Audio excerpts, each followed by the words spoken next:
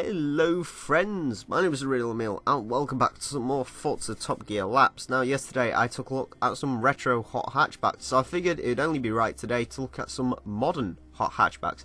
Now a quick thing, usually I split hot super minis and hot hatchbacks up. However, in the case of this video I've just put them all together. I'll probably cover quite a few of the cars at a later date as well, but I'm just sort of putting two and two together because it makes my life a bit easier when it comes to this, and it actually gives the retro cars a bit of a chance. Anyway, first car here today is the Fiat 500, 158 horsepower, 2,050 pounds of weight. This is actually quite an interesting car, because it is the lightest car here today. It is actually 600 pounds lighter than the next lightest vehicle. However, it is also down on power. It's got 40 less horsepower than pretty much everything else here today. So that means the 500 has kind of similar statistics as some of the more retro vehicles. As far as hot super minis go, this is by far one of my favourites. I love the Fiat 500 anyway. I think this is a fantastic car. And in a bath, guys, it's just mental. This thing has the 1.4 litre engine from a Fiat Punto. Which means it's quite quick. Yeah, it is very quick. And also, thanks to the fact that it only has 158 horsepower, it's actually relatively easy to drive. Now, the one thing I did notice with these more modern vehicles is they're actually quite a lot less fun to drive than their retro counterparts. However, the Fiat remains fun because it is quite light. So yeah, overall I really enjoyed the 500. Almost cocked its back wheel there around that corner. Still want to find out if you can do that in Forza, it'd be ace. Anyway, around the last corner and across the line for the 500. Similar sort of car now, we have a Ford Fiesta ST, 197 horsepower and 2,720 pounds of weight. This thing weighs 700 pounds more than that Fiat 500. However, of course, it does have more horsepower, almost 40 to be precise. So how's the Fiesta ST gonna do? Well, honestly, I do quite like the Fiesta. You know, the new Ford Fiesta is one of the best looking vehicles. I think, you know, in EcoBoost, guys, it's got one of the best engines currently available. And the ST is a great car. However, in Forza 6, this vehicle isn't particularly nice to drive. It does seem to have quite a bit of understeer, which does mean this vehicle isn't as fun as the Fiat 500 to drive. Now, in Forza 5, this vehicle wasn't actually too bad. It was kind of comparable to the 500. It actually blew it out of the water in quite a few aspects. In this game, however, I'd take the Fiat. It's just a better driving vehicle than this Ford Fiesta. However, that doesn't mean the Fiesta is a particularly bad car, and it does certainly have quite a lot more straight line speed than you would expect from this vehicle. Also, if we actually have a look at it, I'm just kind of curious. No, this thing is actually 100 pounds. It weighs 100 pounds less than the Focus, so it almost weighs as much as the original Ford Focus, which gives you an idea of how big cars are getting nowadays. But yeah, Focus ST wasn't bad, just quite a bit of understeer.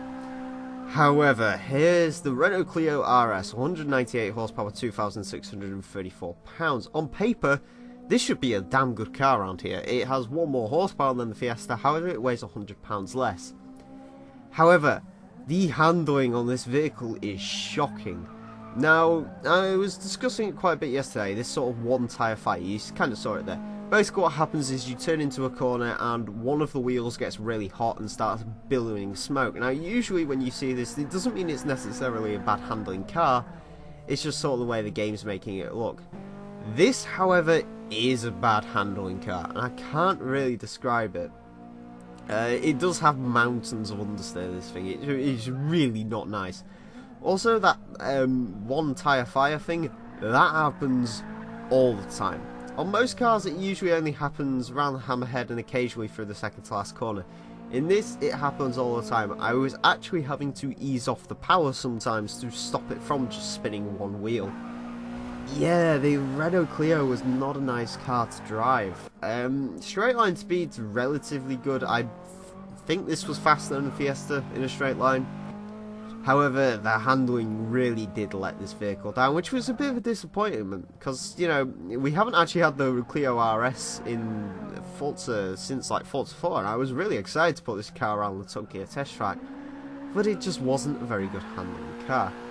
Next up we have something a bit silly. This is a Nissan Duke RS, 215 horsepower, 2,884 pounds of weight. I'm not quite sure what you'd class this as. I know it's a hot crossover, but do I put it with the Super Minis, or should I put it with the full-size hot hatches? I wasn't sure. I put it with the Super Minis in the end. Now, I figured this would be interesting to throw around, because we haven't actually got many crossovers in this game. And I don't even think there's that many hot crossovers in real life. I mean, this is the only one I can really think of. Saying that, however, I hate crossovers. I think these are just stupid cars. And to be honest with you, the Nissan Duke RS just boggles my mind with how stupid this car is.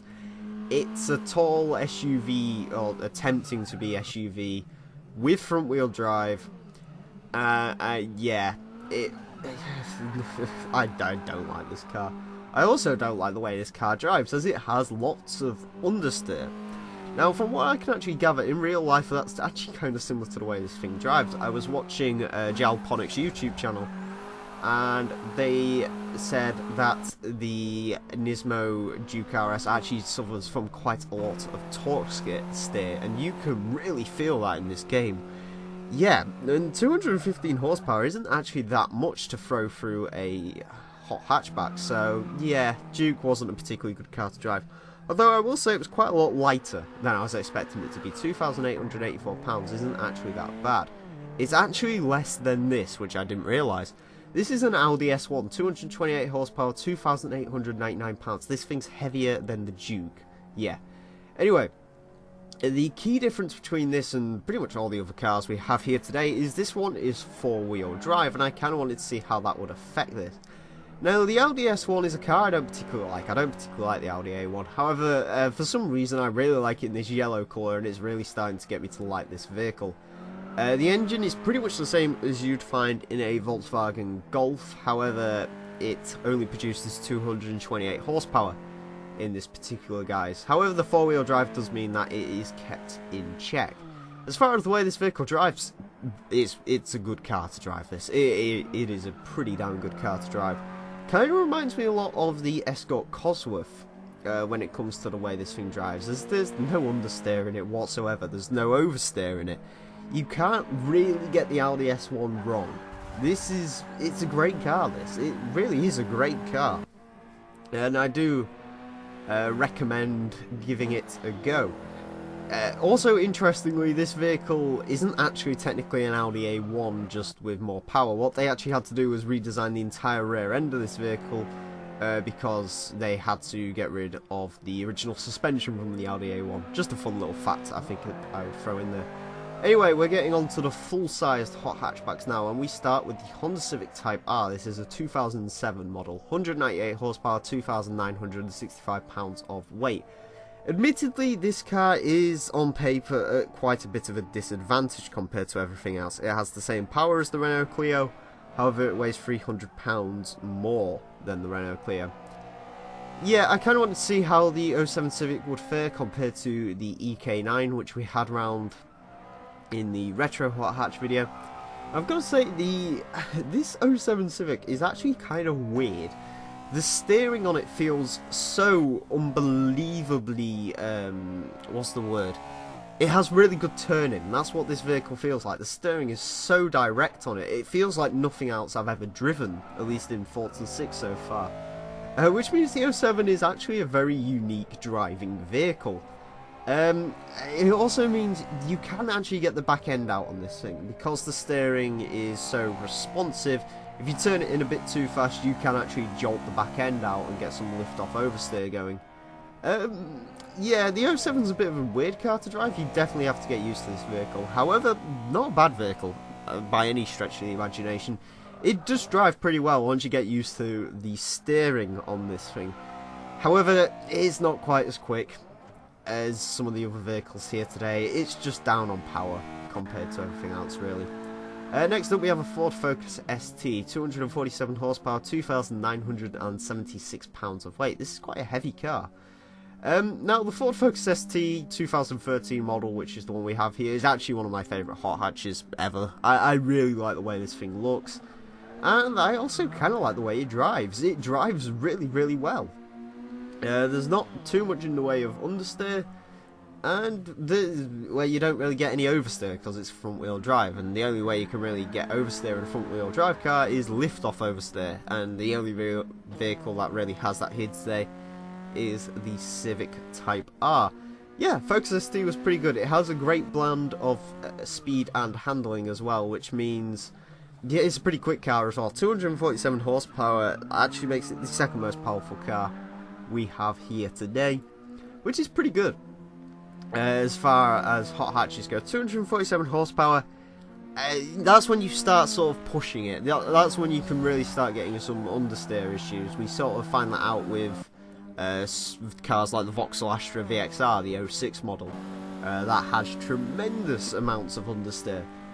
But the Focus ST does manage to keep hold of itself fairly well. It was a good car to drive, and as I said, I really like this car.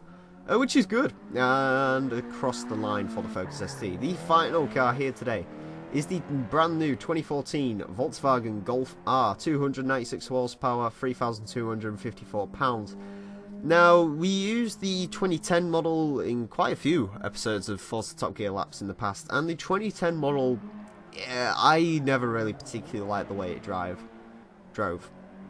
It was just, it was a little bit strange, you know, it had understeer and then it would have oversteer, it twitched. Wasn't a great car to drive.